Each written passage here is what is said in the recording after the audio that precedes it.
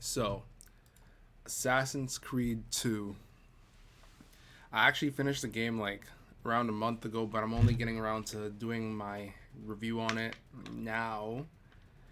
Just been a little busy, but this game is basically just a big upgrades from the first game in the series. One of the first things that stood out to me, I love how the game just like it started off right where it ended in the previous one. I love when games and movies do that, like how Incredibles 2 was right after the Incredibles 1, like literally like even though it was like 13 years apart in real time, it was like one right after the other in the world of Incredibles. And in the same way, Assassin's Creed 2 happens right after Assassin's Creed 1 where they're fleeing the building to go to another one. Yeah, that's what happened. They were fleeing the building. I'm just getting a little confused because I already started Brotherhood, but they flee the building to go to another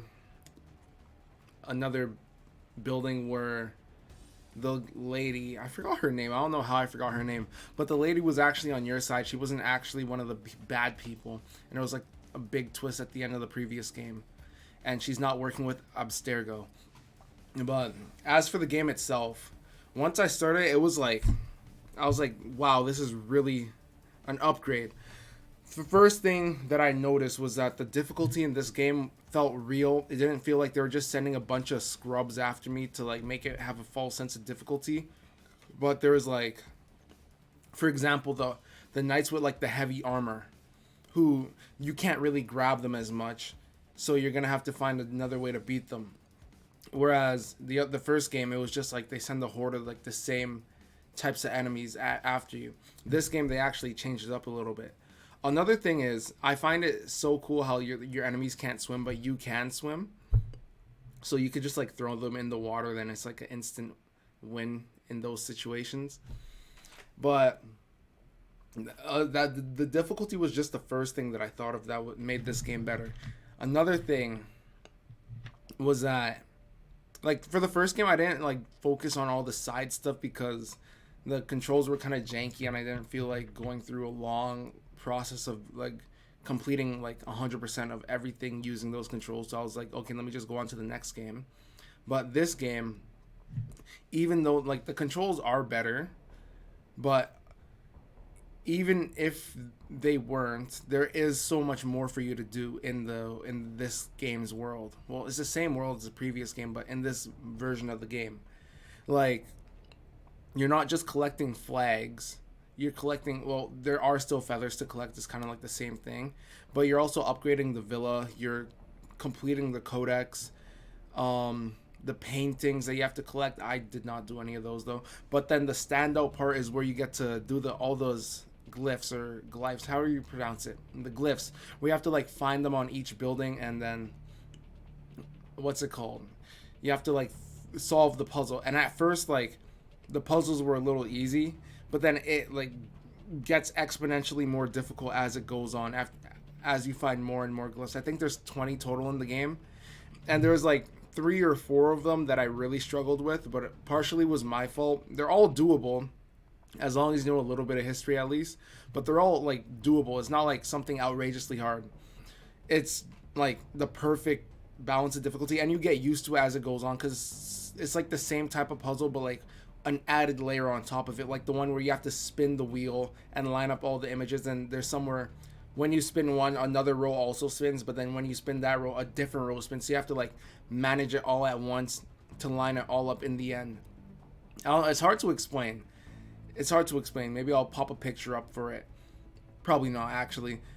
But then aside from that, speaking of like the historical stuff, there's the interactions with Leonardo, which are interesting. He gives you like upgraded gear, upgraded weapons. He's like the inventioner. Like he was a creative mind for that time because this game is set in the Renaissance, and I love the time period where it's set.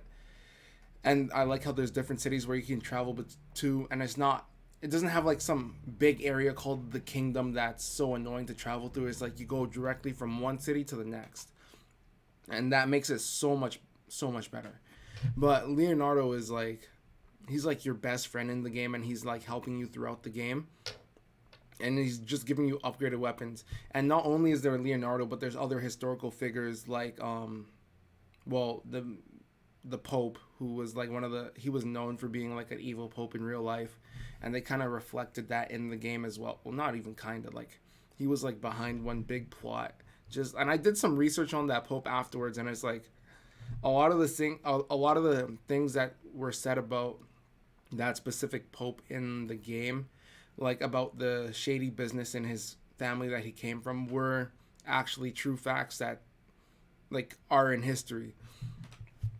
But then also, aside from the historical people, there's also historical locations that you can visit. If you can't travel, it's like a nice way of seeing what the world looks like in other areas, or what it looked like in a different time, like a different era. And it's like you can climb some of them, you can go inside some of the historical locations, and there's some glyphs that on some of those locations, so you're gonna have to, if you want to get all of them and find out like the truth in the game. But there's also a larger selection of armor that you can pick from. You can like buy different types of weapons. Most of them are kind of useless because there's like clear standout ones that are like towering over, like in terms of like usefulness over the other weapons. And if you just buy that one from the start, I didn't really see the need of buying the other ones because I wasn't trying to like 100% and like get all the armor. But there's still some choice because some of them do have like different metas, I guess. It's like using like the flame runner in Mario Kart. It's like versus like the mock bike. Like they're different in some slight ways, but one is clearly better, if you know what I mean, if you play Mario Kart. And speaking of armor, there was Altair's armor. Altair, the main character from the first game, his armor to collect, which I found that was amazing.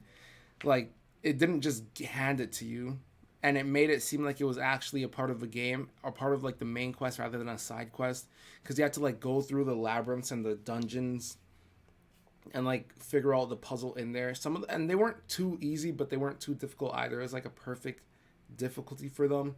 Some of them, it took me a couple more tries than the others, but overall it was like a really nice touch where you get to like explore like the underground of like a dungeon, or you get to explore inside one of those huge basilicas. And I was like, wow, it was like, and it looks really good, especially for a game that age. And at the end of it, when I finally got Altair's armor, even though I thought the game would have been done like at that area, but there was still much to go. So it didn't feel like I just got his armor for no reason and I had nothing else in the game left to do. And his armor, like, you really work for it, and you can see the benefit of it because it's like lightweight. It's the best stats out of any armor in the game. You don't really have a need for the metal armor or the brass or whatever afterwards, after you get Altair's armor. So I really liked that. And then some smaller things in the game that I saw as improvements were the areas of like, instead of like saving a citizen every time you need help, you can just hire the people to work with you. I think it was either the thieves or the parkour people. You can hire them to like distract guards for you, or to like cause like a scruffle so that you can like get like a piece of the codex while no one's watching, if you didn't want to like have to fight your way through it. It was just like an alternative, and I found it much easier than going through, beating all the guards, and then becoming anonymous again just so that you can go back to the same place. It was so much better. And then aside from that, like they had a variety of cities in the game. Venice was really nice. I like going in Venice. I like, you can like swim from one area to the next, like in the city, so that you don't have to like walk all the way around. I found that pretty cool. And yeah, that's about it. So as for the biggest con in the game, the worst thing about the game, I would say it was kind of annoying how when you're trying to synchronize on the towers, in the first game you just had to be at the top. In this one, you had to be in the specific spot, like on that, like the plank that was like sticking out from the building to synchronize. And so many times, like, I was like so close to it, I just wish it would synchronize, but it just didn't. And I was like, okay, I have to walk a little forward, and then I can finally synchronize. It just got annoying. It was like, it was really minor, but yeah, it's not even that big of a con. But the biggest pro, Actually, there was one con. I'll get to that after. But that's just it was a pet peeve of mine. But um, the biggest pro is that you can swim. In the first game, you could not swim at all. Altair just could not swim. So anytime you fell into the water, you had to like restart from the previous checkpoint. It was kind of annoying. This game, you can swim. It made it so much better, especially having Venice in the game. So just making use of the swimming mechanic felt nice. And he even has like a whole like dive, like instead of like the leap of faith, it's like a dive of faith, but not really, because you don't get damage when you fall into the water. I know in real life it would hurt, because like all that, you get it, surface tension, body break, I don't know, you'll get hurt. And oh, before I talk about like my big pet peeve, I want to like just discuss the story a little bit. The story is, I'll get to it at the end of that. So the story is basically your dad was in the game. The main character Ezio's dad was framed or like betrayed, and then he was publicly executed along with your little brother, I think it was. And then you're trying to find the person who was behind the whole plot. And then it happened to be like some big conspiracy that involved like the Pope at the time. Well, not at the time. This guy who was like gaining power through shady business, who later becomes the Pope in like the second half of the, or like near the end of the game, based on a real Pope who was corrupt. And then basically you have to like eliminate all the people, or through the 40 years of the, not 40 years, through the, I can't remember how many years the game takes place over. I didn't even realize until I saw that the years like were going like up a lot, and then Ezio looks a lot older at the end of the game. But through the time that the game takes place on, you have to like take out all the people that were involved in the conspiracy to like get your dad. And then yeah, at the end you find out it was the Pope, and that was where I was a little annoyed, because you got to the end of the game, and then after that he's like, you know what, doing this won't bring my family back. And I was like, why would you do all of that just to get to the person who's at the end, who is behind it all, and then to just leave? Which later has some repercussions in the next game in Brotherhood. I saw it because I started playing Brotherhood. Obviously, I think like 5 hours into the game now. But yeah, he went through all of that just to say never mind at the very end. I was like, really? All that was for nothing? And obviously, I don't agree with what Ezio's doing. Like, it's just a game. But still, just to get to the end, just to spare him, I was like, ugh. It feels like a terrible anime ending. That's what it felt like. And I was like, what? Why would he do that at the that was the first time a game made me very mad, and not for gameplay reasons. Yeah. If that wasn't there, I would give the game like a 9 out of 10. But since that kind of, it made me mad at the very end of the game. So I'll give the game like an 8.5. I can see why a lot of people say this is the best game in the series, or one of the best. Like, it was a big step up from the first game.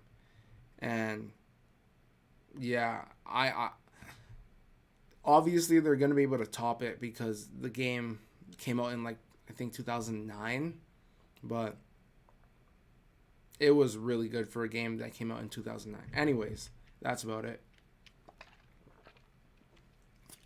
Assassin's Creed 2, 9 out of 10.